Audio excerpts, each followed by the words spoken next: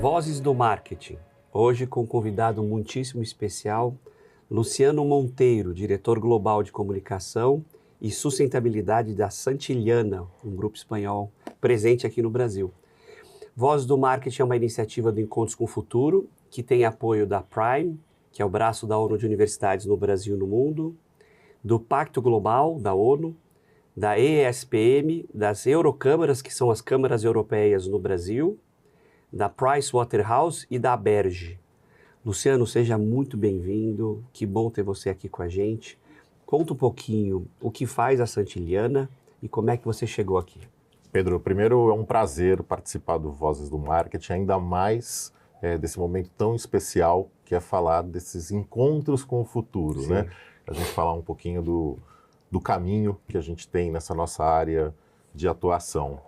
Mas eu cheguei nessa posição, trabalhando com a área de comunicação e sustentabilidade, com uma história que é mais ou menos comum, né, no nosso meio, vindo de formação em um lado que vai migrando depois para uma outra atuação. Eu comecei como jornalista, sou graduado em jornalismo. Você fez aonde, Luciano? Eu fiz na Metodista, e simultaneamente eu fazia geografia na USP. Geografia. Mas não concluí. Eu fui fisgado pelo jornalismo muito cedo, né? E nesse caminho ali da formação no jornalismo, eu passei por televisão, na TV Record há muitos anos, né? Pela Jovem Pan também há muitos anos. Estacionei ali no Grupo Folha, na Folha de São Paulo, por um período grande. Foi minha última atuação no jornalismo, foi na então área chamada Folha Online, né? Olha que quando legal. tinha uma concepção ainda de uma internet separada do mundo físico, né? Acho que estava naquele momento ali de entender como é que esse mercado ia se assentar. E como os jornais sofreram, né, com o online? Os jornais sofreram muito. Eu acho que houve uma transição muito dura, muito rápida. Sim. E depois se assentaram, né? Acho que tem um modelo novo de comunicação ali que traz uma estabilidade um pouco maior. E como o mundo dá voltas, eu fui parar em um grupo espanhol, na Santillana, que faz parte de uma holding chamada Prisa, que também é dona de um jornal, que é o jornal El País. Poxa. E de redes de rádio na Espanha e em alguns países da América Latina. Qual o tamanho do grupo? E aonde é a sede na Espanha? A sede é em Madrid. O grupo tem essa frente tanto de mídia quanto de educação. A área de educação é muito grande, é uma companhia que tem presença em 19 países, muito focada na América Latina.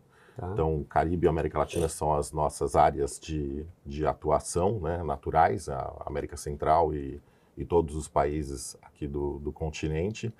E aqui no Brasil, a gente tem uma atuação muito sólida de muitos anos.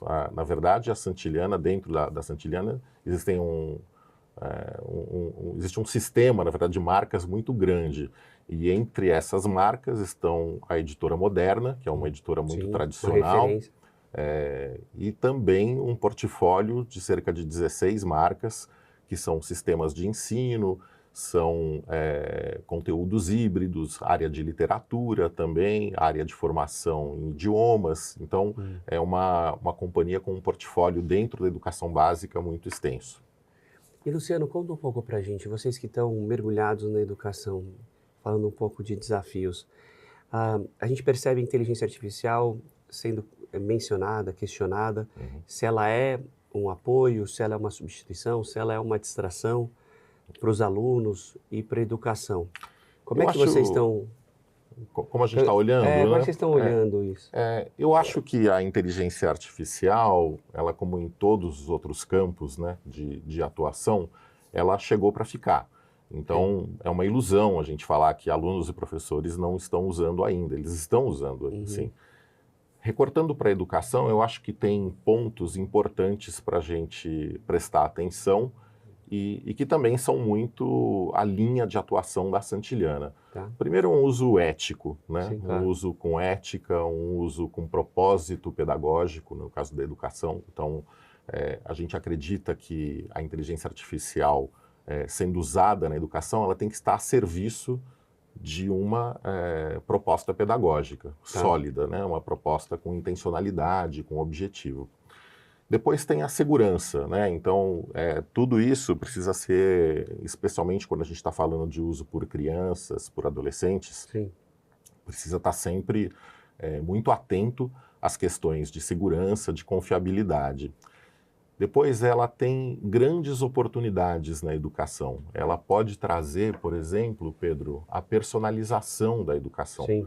Então, a gente pode começar a olhar um aluno e entender uma dificuldade específica e propor uma rota de aprendizado específica para isso, né? E, por último, na questão dos professores, estou só listando poucos pontos, né, do que a gente pode abordar, mas na questão dos professores, o que é relevante? Ela é uma tecnologia de apoio, como tantas outras tecnologias, né? O livro é uma tecnologia, né? Como tantas outras tecnologias, ela não vem para substituir o professor. Ela vem justamente para reforçar o papel do professor, para ajudá-lo nessa tarefa. E eu vou destacar só mais um, que eu acho que é uma coisa muito interessante na chegada da IA na educação, que é a possibilidade de inclusão. Você pode usá-la como uma ferramenta a favor de um aluno, de um estudante que esteja dentro ali dos perfis de inclusão, né? Então, dentro desse mundo de necessidades especiais, a IA pode ser uma poderosíssima aliada. Não, e também ela ajuda a democratizar, que a gente consegue expandir em maior escala com menor custo. Agora, um ponto interessante, a Santillana estando na Europa, a Europa sempre foi a grande referência de marcos regulatórios para tecnologia, privacidade, está na vanguarda, e ela tem demonstrado, a União Europeia, que inclusive tive ontem com o presidente das Eurocâmaras aqui no Brasil, Sérgio Quiroga, a gente conversou sobre isso, ele trouxe a preocupação com os jovens, aí não, abrindo um pouco, não da tecnologia aplicada à educação, mas como a tecnologia distrai os jovens e prejudica na educação. Tá. Então, como eles acabam usando as redes sociais ou as ferramentas digitais e acabam estando ou distraídos ou cansados para a educação. Vocês sentem isso? Tem alguma metodologia para a gente tentar aliviar esse problema? Muito legal você tocar nesse ponto, porque o Brasil, em especial, está num momento importante para isso. Recentemente houve uma restrição do uso de celulares, né, no ambiente escolar, nas escolas do Brasil. O que está por trás disso, né? Essa altíssima e desregrada exposição à tela não é boa, né? A gente já sabe que não é boa, já é comprovadamente demonstrado que ela não cumpre esses objetivos pedagógicos, né? Você lembrou bem, distração, a perda de capacidade de concentração, né? de foco. Mas hoje, talvez o que tenha de mais moderno na educação é justamente esse formato híbrido. Você usar essas tecnologias, de novo, dentro de uma intencionalidade didática, né? Uma intencionalidade da educação, mas aliadas aos recursos tradicionais, entre eles o papel. Sim. Então, eu vejo um convívio assim, muito pacífico hoje entre suportes de papel e suportes de altíssima tecnologia, como é o caso da inteligência artificial, né? E no meio desse caminho tem uma miríade ali de recursos, né? De opções que você pode atrelar. Eu acho a chegada de tecnologia em educação, ela é historicamente um momento que causa ali algum rebuliço, né? Alguma agitação. E você tem registro, por exemplo, da entrada da televisão. Quando impactou há pouco tempo. Virou polêmica na área da educação? Eu acompanhei o Fórum Mundial de Docentes da Unesco recentemente e uma das falas mostrava justamente que na época da chegada da televisão tinha muita discussão sobre isso. O que isso vai causar de impacto? E a gente viveu, né, a chegada da internet. A internet também causou isso, viveu e sobreviveu. A gente também viu a entrada dos recursos físicos, né? Claro. Então, a chegada dos computadores pessoais, a chegada dos smartphones, tudo isso causou um momento de estremecimento ali, mas elas, como todas as outras tecnologias no mundo, são absorvidas, são usadas de forma racional, são usadas de forma a complementar esse trabalho tão bonito e tão rico que é o da formação, que é o da construção dessa cidadania, né, construção de um cidadão pleno. Esse é o objetivo da educação. O resto é ferramenta, Claro. né? O resto é instrumento. E Luciano, conta um pouco o seu dia a dia na empresa, no grupo, quais são suas preocupações, com quem você interage, que áreas, a equipe, conta um pouco. Maravilha. Eu tenho quase 20 anos de casa, né? E nesse tempo eu fui aprofundando a minha atuação em alguns segmentos. Hoje eu tenho uma dedicação muito grande à parte de sustentabilidade, né? Sustentabilidade é uma das agendas mais importantes nessa mescla, né, da educação com o mundo, né? E eu vejo que o que a gente tem feito dentro da companhia é no sentido de mover essa agenda dentro do circuito de educação nos 19 países que a gente trabalha. Você disse colocando isso na grade, nos materiais, nos planos pedagógicos, é isso? Em todas as frentes. Tá. Por exemplo, hoje todos os conteúdos que nós produzimos no mundo fazem menção aos Objetivos do Desenvolvimento Sustentável. Ah, que legal. E se não for uma menção direta, são aos valores que ele representa. Então, qualquer conteúdo nosso, matemática, física, história... Que legal, inclusive em matérias de... Tudo. Ciência, matérias exatas. Exatamente. Isso pode vir via um exercício, pode vir via um texto complementar, mas ele está sempre presente. Então, os valores representados pelos ODS estão presentes hoje em todos os nossos materiais no mundo. Dentro do impulsionamento dessa agenda, a gente estimula que as escolas realizem projetos sólidos em sustentabilidade nas grandes frentes, não é só ali pensando na área ambiental. Então, um projeto social, um projeto da própria governança da escola. Então, nós temos, por exemplo, um prêmio de escolas sustentáveis, é um prêmio que, aliás, você já está convidado para a cerimônia de entrega. Vai ser um prazer. Que nós trabalhamos justamente nesses 3 grandes aspectos que a gente organizou, né? O mundo organizou no famoso ESG, né? Mas é uma forma, né, da gente estimular que a escola abrace mais essa agenda da sustentabilidade. E dentro da Fundação Santiliana, que é uma fundação empresarial mantida pela companhia, onde a gente trabalha muito nas temáticas de inclusão, nas temáticas de melhoria da qualidade da educação via debate da política pública, via trazer o pensamento mais contemporâneo da educação para dentro da escola. Então, a minha atuação hoje está muito concentrada nesses 2 grandes aspectos. E claro, como você passou já agora há pouco, nessa chegada da inteligência artificial à educação. Então, acho que o meu dia a dia, né, está dividido nessas 3 grandes frentes no momento. E Luciano, como você vê, como isso repercute na sociedade? Porque a gente teve uma discussão interessante, está fazendo alguns projetos junto à Unesco. E eles disseram que quando esse investimento acontece de fato na educação, como vocês têm feito, isso acaba virando ele repercute como se fosse em ondas dentro da família, depois dentro da comunidade, dentro da sociedade. Então as crianças ensinam os pais, as crianças ensinam os familiares, os jovens ensinam a família, que alguns atos hoje não são aceitos, que alguns comportamentos não são aceitos. Vocês percebem essa importância sistêmica?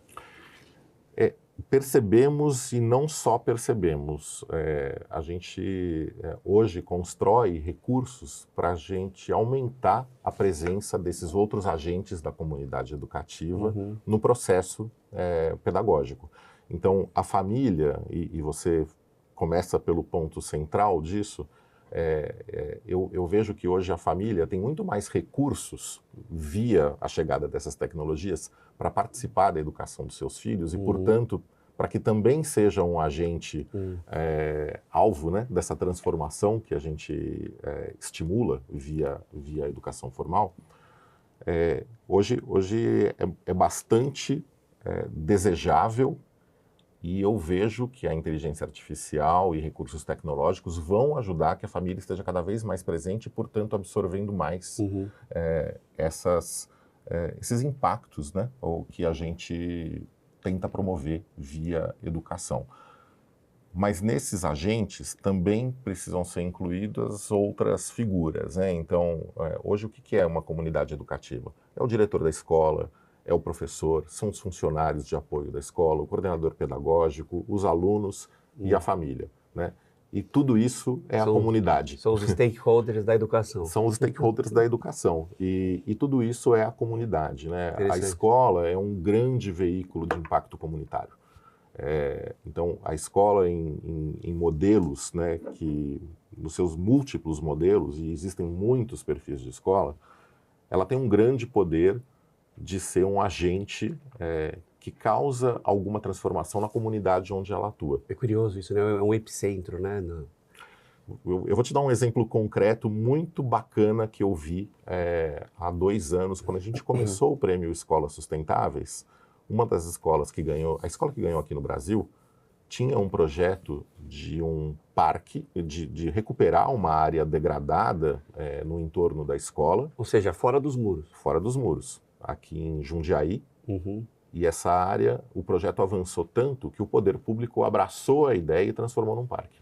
Olha que interessante. Olha que legal. Começou uma iniciativa legítima da escola que representa ali os alunos da comunidade. Recuperação ambiental, integração com a comunidade, impacto social, tudo isso presente num projeto de uma escola pública, de uma escola que estava sentindo que a sua comunidade precisava gerar, né, algum tipo de resposta a um problema que atingia todo mundo. É uma área ali no entorno do colégio que precisava ser atacada, né, de alguma forma para que revertesse esse quadro. Então, esse é um exemplo do tipo de força comunitária que a escola tem e que ela pode vir a ter, né? Quem não tem, preste atenção, porque sempre tem algo para se fazer, sempre tem alguma demanda, né, dessas... de famílias, do entorno. Não importa se é uma escola pública, se é uma escola privada, se ela é de classe A, se ela é de classe C. Sim. Ela consegue transformar. Ela tem um poder de transformação muito grande. E transformação real, não aquela acadêmica, claro, né, claro, que a gente vê na frase, na plaquinha na parede. Né? Não, ela tem de verdade um poder de transformação. Eu acredito também que para os alunos e professores, esse legado que eles deixam marcam não só a educação, mas a vida deles, né? Claro. Você tem uma entrega, né? É um projeto pessoal, né? Tem uma realização pessoal em você fazer isso. E a ação comunitária, ela é muito forte, né? Ela gera um sentido de pertencimento, de engajamento, né? De atenção ao próximo. Luciano, genial, e a gente vai registrar esse case para dar exemplo para outras escolas. Falando um pouco de futuro, eu percebo, por exemplo, nos meus alunos, eles têm um pouco de ansiedade ambiental, né, porque eles hoje recebem informação e a gente está alcançando alguns pontos de não retorno em diferentes biomas. Eles também têm esse acesso à tecnologia, por vezes, além da conta, né, que dão essas pequenas descargas de dopamina e eles ficam mais plugados a isso. E a gente tem aquela dificuldade de uma perspectiva de longo prazo nas profissões por causa da substituição digital. Quando você vê o futuro, você que está trabalhando num grupo que é vanguarda, quando você vê o futuro para a comunicação, para a mídia, quando você vê o futuro para a educação, quais você acha que são os pontos de atenção ou quais são os valores que a gente precisa se voltar para não sair do trilho? Eu vou te dar uma perspectiva otimista. Tá bom? Eu não tenho essa sensação hoje que a inteligência artificial é lógico que ela vai gerar muitas transformações no mercado de trabalho, mas ela não é uma dizimadora em série das profissões tradicionais. Claro que elas vão se transformar a partir, por exemplo, da automação ou da facilidade com que você vai fazer hoje tarefas que demandam muito tempo e esforço.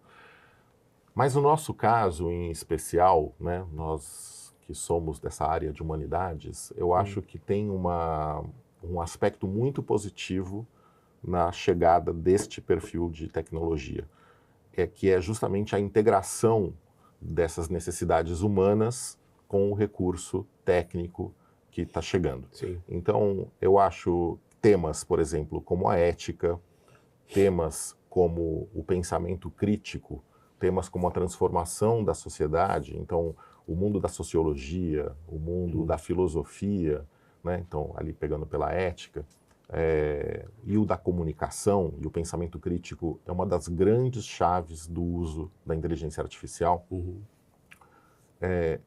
Eu vejo até um futuro muito promissor para essas carreiras. Eu entendo que essa visão mais humanística do uso da tecnologia, se você me permite Claro. essa coisa assim tão essa dicotomia tão forte, né? Humanidade e tecnologia, né? Mas é preciso ter uma visão das interações humanas a partir do uso dessas tecnologias. Tá. Essa é a chave da transformação. Nós somos aliados da Unesco, também justamente nos debates sobre o uso da inteligência artificial, e não tem nenhuma discussão que não apareça a ética, a compreensão leitora, a compreensão, o estímulo do pensamento crítico como chaves do uso da inteligência artificial. Né? Então, existe sim um bom caminho, na verdade é uma avenida, não é uma ruazinha estreita. Sim. Existe uma rota onde esse mundo das humanidades e o mundo da alta tecnologia estão caminhando na mesma direção. E, claro, o uso desses recursos dentro das nossas profissões, das nossas carreiras, também é altamente promissor. Né?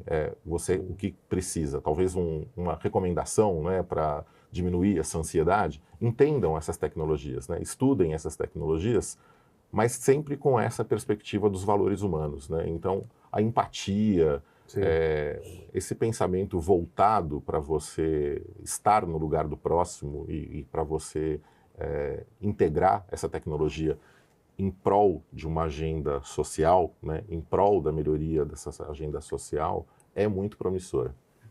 Me conta só um pouco, Luciano, nessa linha que você trouxe, da questão da construção dos valores, da empatia. O que a Fundação Santiliana tem trabalhado no Brasil ou aqui na região? Quais são os projetos que você tem acompanhado, tem visto, que podem gerar ou que geram já, de fato?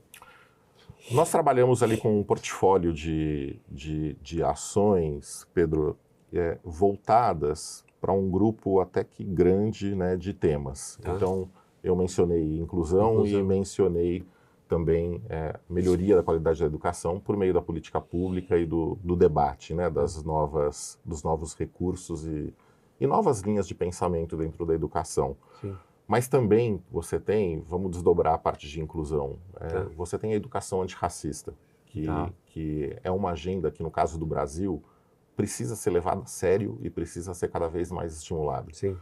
Você tem temáticas voltadas hoje, por exemplo, para a implantação e o debate sobre o uso de uma tecnologia como a IA, precisa extrapolar o meio científico e chegar, aterrissar de verdade, né, no bloco do uso, né, que é o ambiente escolar. Esse é um tema de discussão e estudo da Fundação. Eu acho que é um tema muito premente. A sustentabilidade, de forma geral, também é algo que está constantemente ali no nosso foco, mas dentro da sustentabilidade a gente vai desdobrando em múltiplas frentes, né? A Fundação trabalha muito com a ideia de atuação em rede. Nós estamos absolutamente convencidos que não vamos fazer absolutamente nada sozinhos. Então, nós trabalhamos justamente com parte dos agentes aqui que nós mencionamos, com a Unesco, com a Unicef, com a Organização dos Estados Ibero-Americanos, com a OCDE e com um grande portfólio de outras fundações ligadas à área de educação, que podem reunir especialistas em temas que nós não chegamos, mas que nós temos um grande poder de divulgação. Dentro dos meus projetos, eu trabalho muito com publicações, com eventos, com podcasts, com ações que a gente consiga levar esse debate para um número cada vez maior de pessoas. Esse é o nosso objetivo. Quando eu monto um curso gratuito para um professor, eu não estou mirando ali em formá-lo como um especialista naquela área. Eu quero dar as condições mínimas para ele, né? Então, a gente já tratou de temas como os próprios ODS, já tratou de temas como inclusão e diversidade, educação midiática, né? Que no final passa pelos temas que a gente falou antes, inclusão de meninas em ciências. É uma bandeira da Unesco.